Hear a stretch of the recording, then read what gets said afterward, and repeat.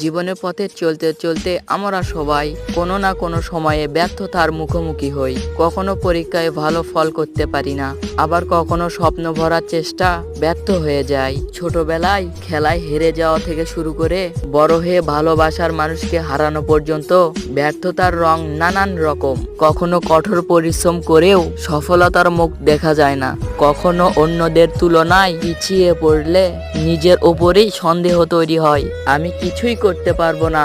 কিন্তু আসলে ব্যর্থতা কোনো শেষ নয়, এইটা এক একটা ধাপ যা আমাদেরকে আরো শক্তিশালী করে এবং আরো শেখায়। ব্যর্থতা আমাদেরকে শেখায় ধৈর্যের, পরিশ্রম, আত্মবিশ্বাস এবং নতুন করে শুরু করা সহজ।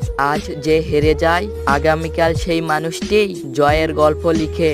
ব্যর্থতা শুধু তখনই সত্যিকারের পরাজয় হয় যদি আমরা চেষ্টা করা ছেড়ে দেই। তাই মনে রাখবে, ব্যর্থতার মানে থেমে যাওয়া নয়।